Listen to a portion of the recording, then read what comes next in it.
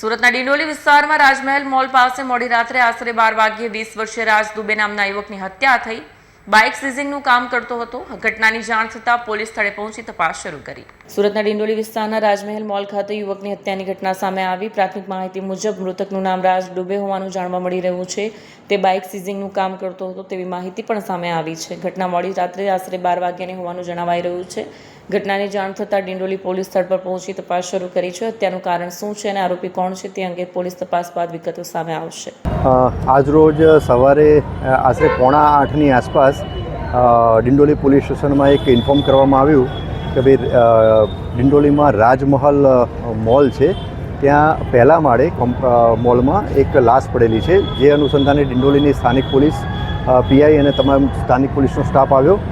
શરૂઆતમાં dead body જે હતી એની ઓળખ નથી થઈ. થોડી ઘણી પ્રાથમિક તપાસ કરી અને એની ઓળખ કરવામાં આવી તો જેનું ખૂન થયેલું છે એનું નામ છે રાજ અજય દુબે.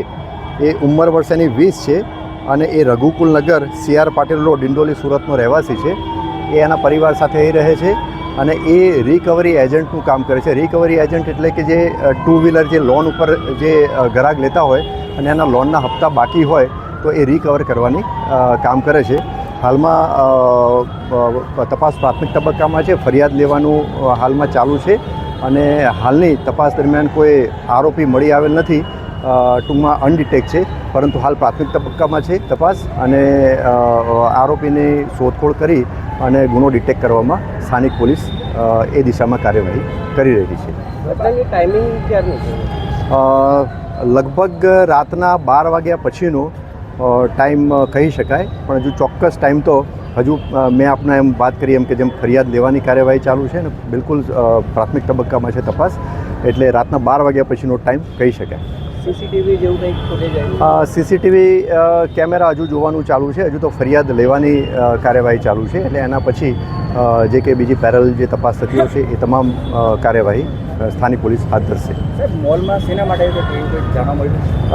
આ રાજમહલ મોલ જે છે એ મોટાભાગે અંદરની દુકાનો મોટાભાગે બંધ રહે છે, એટલે ટૂંકમાં અવાવરું ટાઈપનું છે. અને પહેલા માળે જે જગ્યાએ ડેડ બોડી પડેલી છે એ ભાગની તો તમામ દુકાનો બંધ જ રહેતી હોય છે, એટલે અવાવરું જગ્યા છે, બરાબર છે. એટલે ત્યાં ડેડ બોડી પડેલી છે અને મેં આપને જેમ જણાવ્યું એમ કે હજુ અનડિટેક્ટ છે કેસ અને ફરિયાદ લેવાની કાર્યવાહી ચાલુ છે.